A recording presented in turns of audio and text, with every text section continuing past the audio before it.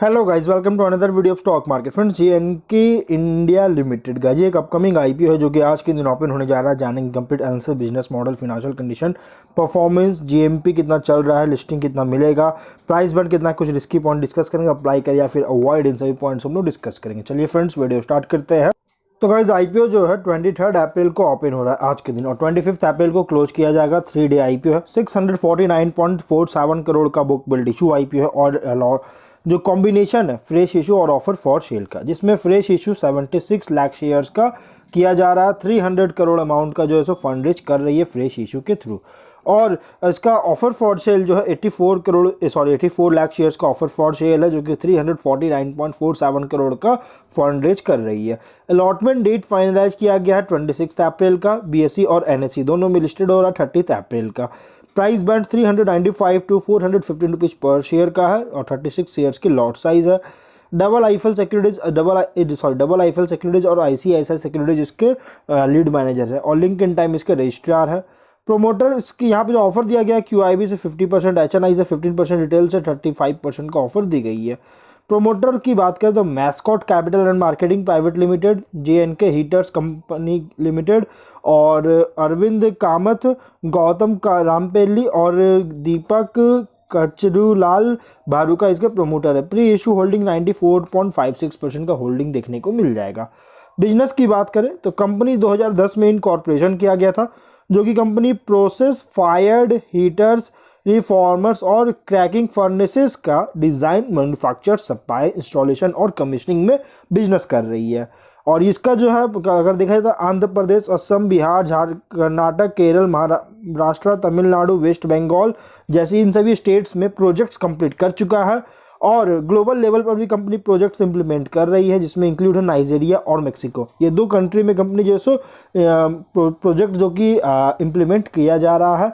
और 31 मार्च 2023 का डेटा के अकॉर्डिंग लगभग 17 क्लाइंट्स इंडिया में इसके 17 क्लाइंट्स है, और 7 क्लाइंट्स ओवरसीज जो कि ओवरसीज में है, जो कि सर्व कर रही है। इसका डोमेस्टिक क्लाइंट्स में इंक्लूड है इंडियन ऑयल कॉरपोरेशन हो गया, टाटा प्रोजेक्ट्स है, राष्ट्रीय केमिकल्स एंड फर्टिलाइजर्स लिमिटेड हो गया, नुमालीगढ़ रिफाइनरी लिमिटेड। ये ऐसी जो ये सभी कंपनीज के डोमेस्टिक क्लाइंट्स है।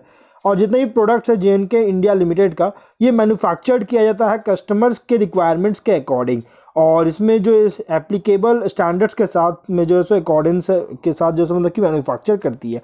इसका जो मैन्युफैक्चरिंग बिजनेस हो रही है, ये कंप्लीट होता है इन हाउस मैन्युफैक्चरिंग फैसिलिटीज़ के थ्रू, मतलब कि कंपनी का इन हाउस मैन्युफैक्चरिंग फैसिलिटी में, और थर्ड पार्टी वेंडर्स पे भी जैसे कंपनी जाती है मैन्युफैक्चरिंग करने के लिए। इसका one of the manufacturing facility जो है ये multi product special economic zone Mundra Gujarat में है। इसका मैन्युफैक्चरिंग फैसिलिटी है। और जबकि प्रोडक्शन जो है एक्सक्लूसिवली एक्सपोर्ट के लिए यूज़ होता है, जो कि इसका अगर देखा जाए तो 20,243 स्क्वायर मीटर्स के एरिया में इसका फैसिलिटी फैला हुआ है, और जिसमें इंस्टॉल कैपेसिटी है 5,000 मेट्रिक टन का कैपेसिटी है मैन्युफैक्चरिंग और मॉड्यूलराइजेशन के लिए पर एनम। और 31 मार्च 2023 के अकॉर्डिंग 192 परमानेंट एम्प्लॉइज कंपनी में काम कर रहे हैं।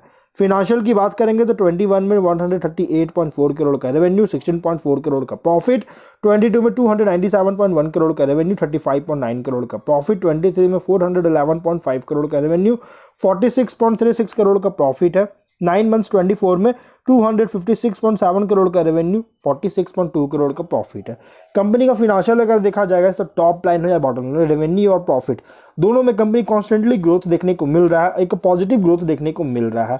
और अगर हम बात करेंगे जैसे कुछ रिस्की पॉइंट का, तो इसके कैपेक्स जो company oil and gas, petrochemical, fertiliser industry में जिस तरह से कैपेक्स में इन सभी इंडस्ट्रीज के कैपेक्स में अगर कोई डाउनसाइड होता है तो कंपनी के बिजनेस को बहुत बड़ा इम्पैक्ट कर सकता है।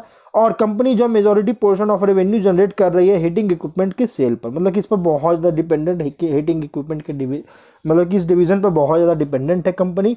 और हाई वर्किंग कैपिटल रिक्वायरमेंट का नीड है, इंटेंस कंपटीशन फेस कर रही है मार्केट में।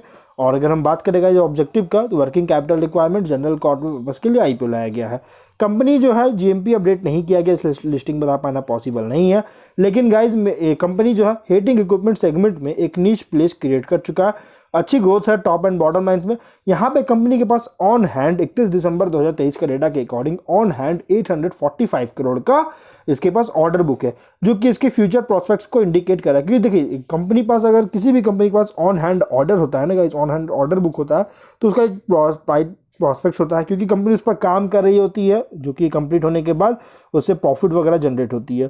तो इसलिए गाइज यहाँ पे जो सो एक पॉजिटिव साइन, एक इसको सपोर्ट मिल रहा है कंपनी को, फ्यूचर प्रोस्पेक्ट भी इंडिकेट कर रहा है ऑर्डर बुक के अकॉर्डिंग। 24 के एनुअलाइज अर्निंग्स के अकॉर्डिंग रीजनेबल प्राइस रखा गया है, और इसलिए अगर आप इसको मीडियम टू लॉन्ग टर्म के लिए अप्लाई करना चाहते हैं तो आप इसमें अप्लाई कर सकते हैं। क्योंकि देखिए ये कंपनी जैसे एक डिविडेंड पेइंग कंपनी है, मतलब कंपनी अपने इन्वेस्टर्स को डिविडेंड बहुत ज़्यादा पे करती है। इसलिए अगर आप डिविडेंड पेइंग कंपनी को कंसीडर करना चाहते हैं, अप्लाई करना चाहते हैं, आप अप्लाई कर सकते हैं। अच्छी फंडामेंटल है गाइस, मतलब बिजनेस मॉडल कंपनी का बहुत ही स्ट्रॉन्ग है। अभी जीएमपी अपडेट नहीं किया गया, लिस्टिंग बता पाना पॉसिबल नहीं है, लेकिन गाइस फिर भी कंपनी बहुत ही स्ट्रॉन्ग फंडामेंटल, आप इसमें लॉन्ग टर्म के लिए अप्लाई कर सकते हैं। तो हम लोग जो है वीडियो कहीं पर एंड करते हैं। अगर कोई डाउट है कमेंट बॉक्स में पूछे। मिलते हैं नेक्स्ट वीडियो में, टिल देन बाय बाय।